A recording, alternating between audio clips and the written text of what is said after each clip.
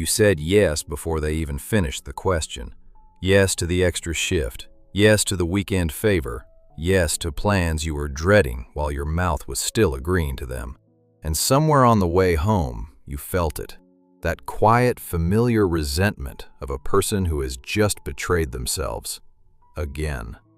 Here is my promise for the next 20 minutes. You're getting 3 ideas that don't manage people-pleasing. They cure it by pulling out the root. A one-day language experiment that will catch you lying to yourself in real time. A 2-minute exercise that shrinks a lifetime of social fear down to 5 names on a piece of paper. And at the very end, 1 sentence about disappointing people that will permanently change how you say no. Keep watching until the end. It's the whole cure compressed into 11-word sentence. First, some context. Existentialism is a family of thinkers stretching from Søren Kierkegaard in 19th century Copenhagen to Jean-Paul Sartre and Simone de Beauvoir in 20th century Paris. They disagreed about almost everything: God, politics, coffee companions, but they shared one conviction: you are not born with a fixed self. There is no script handed to you at birth, no essence that decides who you are before you act. You exist first, and then, choice by choice, you write yourself into being. Sartre compressed it into 3 words: existence precedes essence. Which means this isn't the philosophy of gloomy teenagers in black turtlenecks. This is the philosophy of radical responsibility. And it has more to say about your inability to say no than any productivity guru ever will. Existentialist philosophy diagnosed the people-pleasing problem with brutal precision nearly 2 centuries ago. And if you watch the last episode, you've already met the family of thinkers who did it. When nothing felt like it mattered, Jean-Paul Sartre handed you your radical freedom back.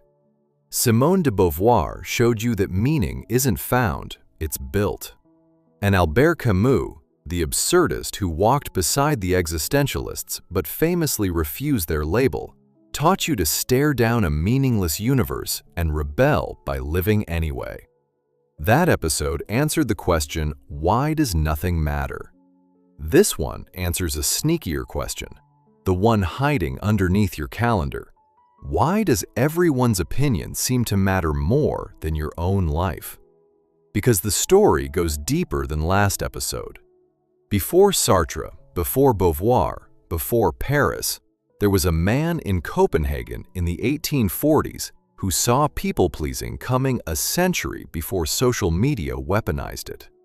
His name was Søren Kierkegaard, and he watched his neighbors dissolve into public opinion, into what everyone else thought, said, and expected, and he called it what it was: a way of disappearing. Today, he joins the story. 3 ideas, 3 thinkers, 1 cure. Let's start with the lie you tell yourself every single day. This is the philosophical reframe, where ancient wisdom meets modern problems. Idea 1. Bad faith. Remember Sartre from last episode? The round glasses, the Paris cafe, the man who told you that you were condemned to be free? In the last episode, he used that freedom to attack meaninglessness. In this episode, he's pointing it directly at you. In 1943, in a book titled Being and Nothingness, Sartre described a pattern of self-deception he called bad faith. Bad faith is what happens when a free human being pretends not to be free. When you treat something you are choosing as something you simply are, a fact of nature, fixed, closed, out of your hands. Sartre's famous example is a cafe waiter. Watch him work. The movements a little too precise, the tray balanced a little too perfectly, the eagerness a little too rehearsed. He isn't just doing a job, he's performing an essence. He has cast himself as the waiter all the way down, as if the role owns him, as if there were no man underneath who could walk out the door tomorrow. Sartre's point isn't that the man shouldn't wait tables. It's that he has hidden his freedom inside the costume. Now listen to your self-talk. I have to take this call. I can't say no to my mother or colleague. I'm just a people person. That's who I am. Every one of those sentences is the waiter's costume. You have taken choices, real, live, revisable choices, and disguised them as facts. You are labeled as the reliable one, the easygoing one, the one who never makes a fuss. These are not personality traits. They are roles you keep choosing hour by hour while telling yourself no choice is happening. Bad faith cuts in two directions, by the way.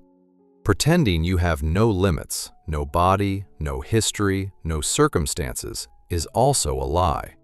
But the people pleaser's version is always the first kind. You have limits everywhere and freedom nowhere. Every obligation is iron. Every preference of yours is negotiable. That asymmetry is the tell. And here's why bad faith is so seductive. It's comfortable. If saying yes is just who you are, you never have to face the terrifying truth that every yes was optional, and that you are the one abandoning yourself, one agreeable nod at a time. Bad faith protects you from responsibility by dissolving the chooser. Your action step. This is the language experiment I promised you. For one full day, every time you hear yourself say or think the words, I have to, replace them with, I'm choosing to. I'm choosing to take this call. I'm choosing to host again this year. I'm choosing to answer emails at 10 at night. Most of the sentences will survive the swap. A few of them will suddenly taste like lies.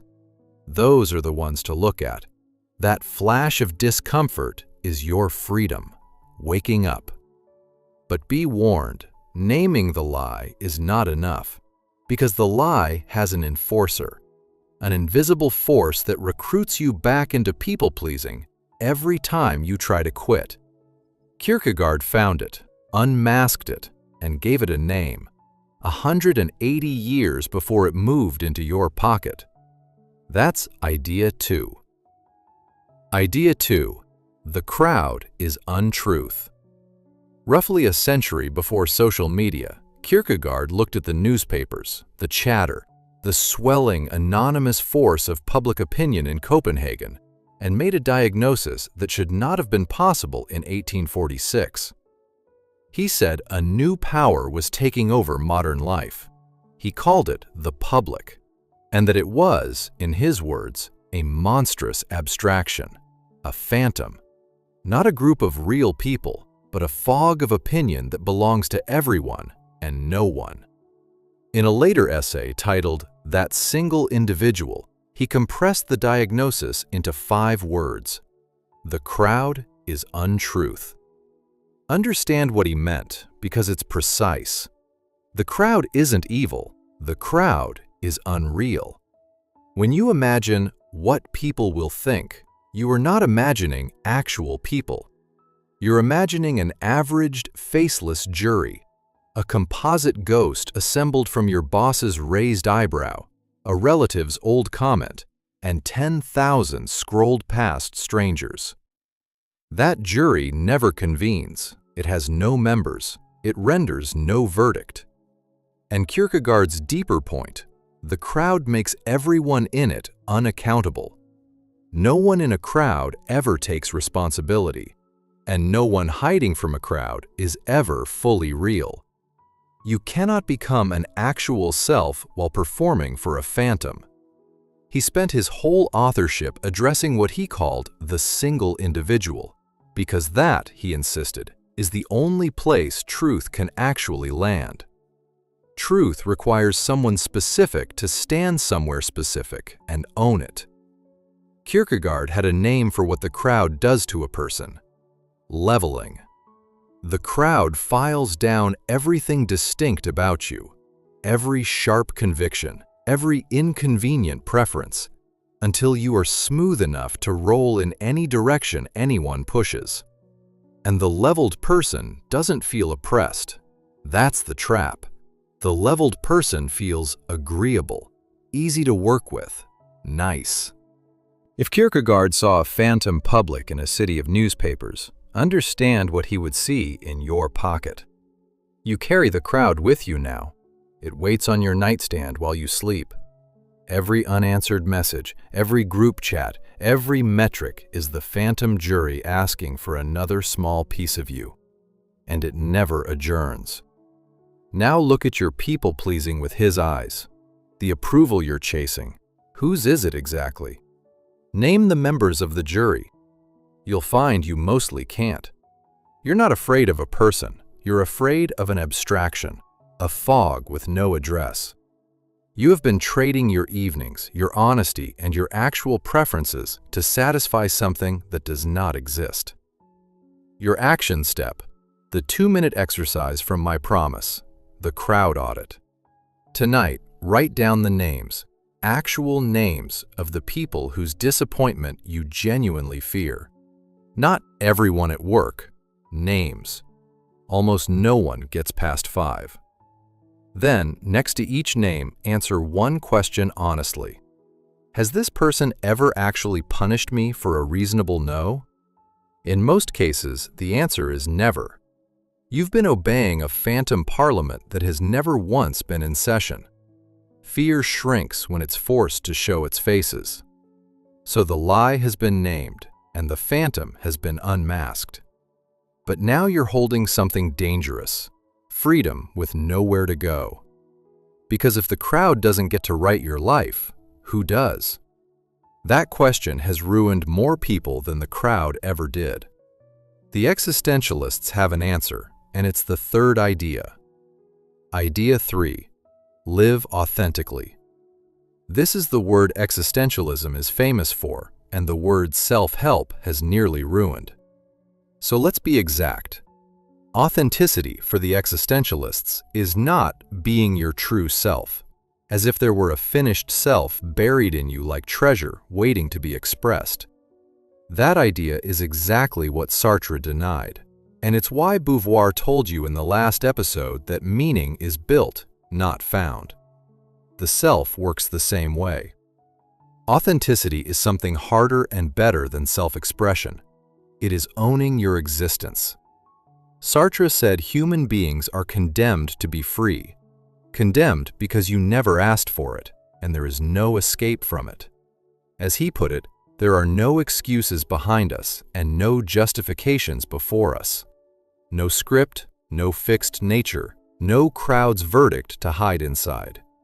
Just you, your choices, and the life they add up to. An authentic life in this tradition is one lived with urgency and commitment toward projects you have actually chosen, where your time, your yeses, and your nos line up with what you have decided matters. Last episode, Beauvoir handed you the toolbox for building meaning. This episode is about what people-pleasing does to that toolbox. It lends it out, permanently, to whoever asks first. An inauthentic life is one assembled entirely from other people's requests. And that is what chronic people-pleasing really is. It isn't niceness. It's a life authored by committee, 100 small surrenders wearing a smile. Here is the hard edge of this idea, and don't flinch from it. Every yes is a no. Say yes to the 4th favor this week, and you have said no to the book you meant to write, the run you meant to take, the child who wanted the unhurried version of you. Pleasing everyone means authoring nothing. The existentialists refuse to let you call that kindness. It's abdication, and the bill for it arrives as resentment, the emotion you felt in that car on the way home. But understand, this isn't a philosophy of selfishness. This is a philosophy of ownership. Sartre never said ignore other people. He said stop lying about who is choosing. A yes that you own, freely given, eyes open, is generosity. A yes you gave because no felt unbearable is just fear with good manners. The existentialists want you generous. They just refuse to let you be generous by accident, out of terror, forever, to everyone but yourself. Your action step. One authentic no this week. Pick the smallest recurring request you always accept and always resent. Decline it in one plain sentence. No, I can't take that on this time, with no invented excuse and no apology spiral. An excuse is bad faith. It tells the other person your no wasn't really yours. Then watch what actually happens. 95 times out of 100, what happens is nothing. The relationship survives, the sky holds, and you've collected hard evidence that the phantom's power was on loan from you all along.